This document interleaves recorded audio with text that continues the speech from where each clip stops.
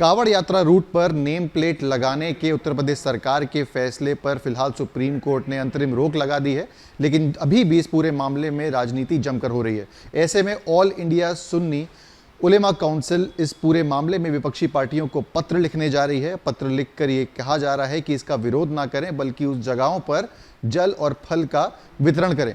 इस पर बात करने के लिए हमारे साथ मौजूद हैं ऑल इंडिया सुन्नी उलेमा काउंसिल के महामंत्री हाजी सलीस सर। ये बताइए कि आप लोग क्या पत्र है वो लिखने जा रहे हैं विपक्षी पार्टियों को, किन किन पार्टियों को पत्र लिखेंगे और क्या कंटेंट रहेंगे उसमें? पहले तो मैं अपने देशवासियों को, किसी भी धर्म के लोग हों, उनको इस शेर से अपना पैगाम देना चाहता हूँ। मंदिर बांटा, मस्जिद बांटा, बांट लिया भगवान को, धरती बांटा, अंबर बांटा, मत बांटो इंसान को। भारत प्राचीन काल से ईश भक्तों पर आधारित मनुष्य का देश रहा है। यहाँ उसी ईश भक्ति का हम प्रदर्शन अपनी आस्था के अनुसार करते हैं। कांवड़ यात्रा भी हमारे हिंदू भाइयों की उसी प्रकार की एक आस्था का प्रदर्शन है। इसका राजनीतिकरण करना, धर्म को राजनीति में घसीटना, ये भारत के संविधान के विपरीत है। उत्तर प्रदेश सरकार ने जिस प्रकार से नेम प्लेट लगाने की बात की थी, इसमें चूँकि वो राम के नाम पर, हनुमान के नाम पर भारत के सेकुलर संविधान के समर्थकों ने उनको मुंहतोड़ जवाब दिया और दोनों चीज़ उनकी फ्लॉप हो गई। अब वो कांवड़िया को लेकर के आए थे। कांवड़ में आने वाले हमारे भाई हैं।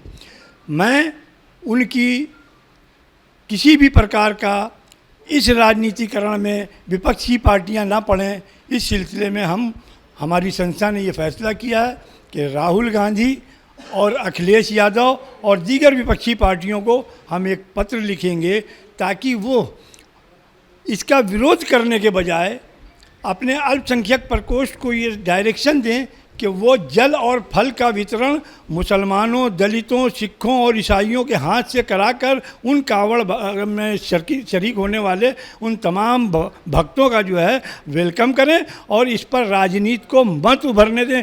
क्योंकि आज भारतीय जनता पार्टी के अंदर गुजरात वर्सेस उत्तर प्रदेश की जंग चल रही है, तो हर आदमी अपने को सेफ साइड करने के लिए एक ही फार्मूला हिंदू मुस्लिम करा देना, लिहाजा ये हमारे देश के हित में नहीं है। अभी पार्लियामेंट के इलेक्शन में अक्सरियत ने अपना संदेश जो देना था दे दिया, हमें इससे बचना चाहिए। ये बताइए कि आपकी संस्था तो लिख रही है कि विरोध ना करें, लेकिन और भी संस्थाएं हैं जैसे जमीयत उलमा हिंद है, उनका ये कहना है कि हम इसमें मुकदमा करा के जो है कानूनी लड़ाई वो लड़ेंगे। तो ये क्या डिफरेंस है? देखिए, कुछ लोगों का अपना एक दुकान चल जाती है।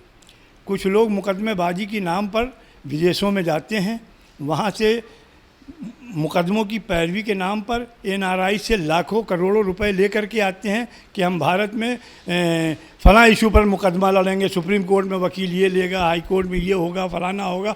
ये सब ड्रामेबाजी करते हैं और उनसे मेरी मुद्दबाना गुजारिश है कि जो कोर्ट जाने की बात कर रहे हैं, तो अभी महाराष्ट्र के अंदर मस्जिद तोड़ी गई, उस पर कोर्ट जाना चाहिए था। उस पर पूरा देश उस पर थूक रहा था, जिन लोगों ने मस्जिद पे हमला किया, हिंदू, मुसलमान, सिख, ईसाई, सब ने उसकी निंदा की।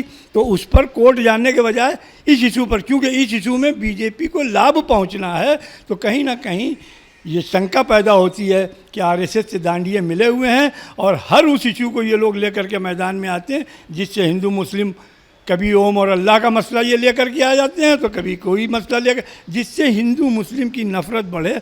हर वो काम ये करते हैं जिससे RSS और बीजेपी को फ़ायदा पहुंचे। क्यों आपको लगता है कि जो महाराष्ट्र में मुद्दा था वो गिराने का अवैध, उसका, उस पे क्यों जो है ये संस्था नहीं गई और इस संस्था जो है ये वाली कोर्ट में चली गई? उस वाले मामले में कोर्ट क्यों नहीं गई? नहीं, महाराष्ट्र में अवैध वो निर्माण था या क्या था, उसको गिराने का काम सरकार करती है आकर के, न कि कुछ धार्मिक उन्मादी लफंगे आकर के मस्जिद पर हमला करें जिससे देश का माहौल बिगड़े। ये किसी भी कीमत पर उचित बात नहीं है और इसी बात को लेकर के उनको कोर्ट जाना चाहिए था, वो नहीं गए, क्योंकि उसमें RSS के एजेंडे के खिलाफ बात थी और इसमें RSS के एजेंडे के मुआफिक बात है, इसलिए वो कोर्ट में जाने की बात। फिलहाल सुप्रीम कोर्ट ने अंतरिम रोक लगा दी है इस पूरे मामले में। आप लोग इस पे क्या राय रखते हैं और फिलहाल जो है आगे की कार्रवाई आप लोग की ऑर्गेनाइजेशन द्वारा कैसी रहेगी? देखिए, हमारा सीधा सा मानना है कि इस मुद्दे पर अगर सरकार का कोई आदेश आता है और सुप्रीम कोर्ट ने आज उस पर स्टे कर दिया। अगर स्टे ना करता तो भी मेरी ये अपील थी कि नाम लिख दो, जो सरकार आदेश जारी करे उसको फॉलो करना चाहिए हर नागरिक को। अगर वो सरकार भले गलत करे, उसको देश की जनता समझ लेगी, क्योंकि यहाँ देश की जनता सत्ता पे बिठाती है और सत्ता से उतारती है। लिहाजा उस पर वावेला करने की ज़रूरत नहीं, बल्कि इस पर हमें जब वोट का वक्त है, अभी बाई इलेक्शन आ रहे हैं, इसमें इसका मुंह तोड़ जवाब देने की ज़रूरत है। लेकिन हमें इसको सांप्रदायिक रंग नहीं देना चाहिए किसी भी कीमत पर, क्योंकि हमारा देश बड़ी मुश्किलों से, लाखों लोगों की कुर्बानियों से आज़ाद हुआ। इसमें हिंदू, मुसलमान, सिख, ईसाई, बौद्ध, जैन सबने अपने प्राणों की आहुति दी है। लेकिन आज नफरती चंटू जो हैं वो नफरत भड़काकर देश की सत्ता पे काबिज रहना चाहते हैं। देश के लोग इस बात को समझ गए हैं। उन्होंने ना हनुमान पे वोट दिया, ना उन्होंने राम पे वोट दिया। अब ये आए थे कांवड़िए पे, इनको भी झापड़िए मिलेंगे, कांवड़िए तो नहीं मिलेंगे। कांवड़िए हमारे देश के वो नागरिक हैं जिनकी आस्था है शंकर भगवान में, वो उनके लिए जाते हैं। और भगवान किसी एक जाति, धर्म, संप्रदाय और क्षेत्र का नहीं, संपूर्ण सृष्टि का भगवान होता है। लिहाजा मैं फिर कहूँगा कि तुमको हक़ है, हमें ज़िंदा भी जला सकते हो, क्योंकि तुम जुल्म को कहते हो कलाकारी है। हम मुसलमानों से नहीं, देश से ये गद्दारी है।